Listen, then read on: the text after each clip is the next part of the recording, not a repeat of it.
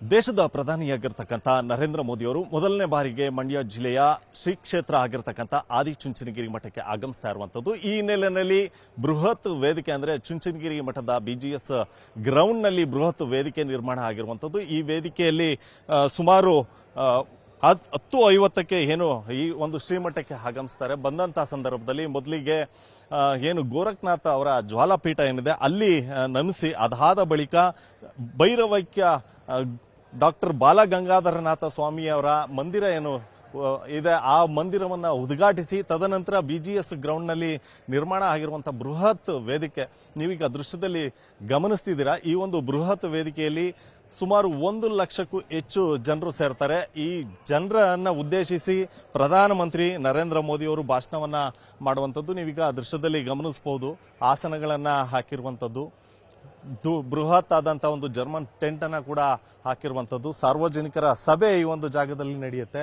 ಇಲ್ಲಿಗೆ ಸಾಕಷ್ಟು ಭಕ್ತರು ಆಗಮಿಸ್ತಾರೆ. ಸುಮಾರು 1 ಲಕ್ಷಕ್ಕೂ ಹೆಚ್ಚು ಭಕ್ತರು ಆಗಮಿಸುವಂತ ನಿರೀಕ್ಷೆ ಇರುವಂಥದ್ದು. ಈ ನಿಟ್ಟಿನಲ್ಲಿ 1 ಲಕ್ಷಕ್ಕೂ ಹೆಚ್ಚು ಆಸನಗಳನ್ನು ಹಾಕಿರುವಂಥದ್ದು. ಸುಮಾರು 15ರಿಂದ 20 ನಿಮಿಷಗಳ ಕಾಲ ಪ್ರಧಾನಿಯವರು ಭಾಷಣವನ್ನ ಕೂಡ ಮಾಡ್ತಾರೆ. ಇಲ್ಲಿ ಅಂದ್ರೆ ಭಕ್ತರನ್ನ ಉದ್ದೇಶಿಸಿ ಮಾತನಾಡುವಂತ ಕೆಲಸವನ್ನ ಮಾಡ್ತಾರೆ.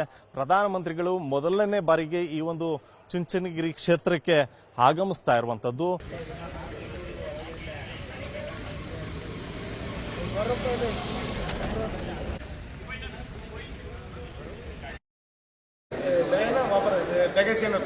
ओके वहाँ पर जाओ, अभी लगा दोगे मैं निकाल देगा. ओके ठीक है, जाके चेक कर. ओके सर, ठीक है.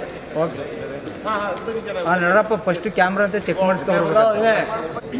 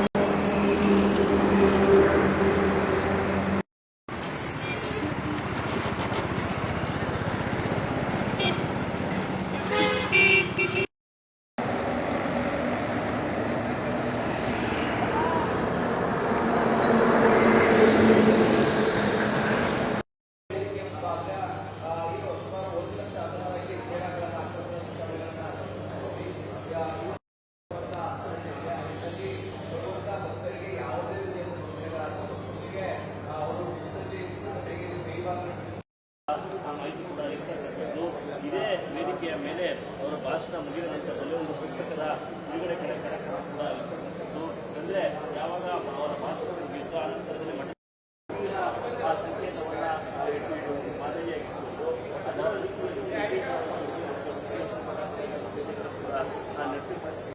ಆ ವೇದಿಕೆಯ ಬೆಲೆ ಆಗ್ತಕ್ಕಂಥದ್ದು ಏನು ಕೆಲವೇ ಕ್ಷಣಗಳಲ್ಲಿ ನರೇಂದ್ರ ಮೋದಿ ಅವರು ಮಂಡ್ಯದ ಆದಿಚುಂಚನಗಿರಿಗೆ ಮೋದಿ ಅವರ ಆಗಮನಕ್ಕೆ ಕ್ಷಣಗಣನೆ ಶುರುವಾಗಿದೆ.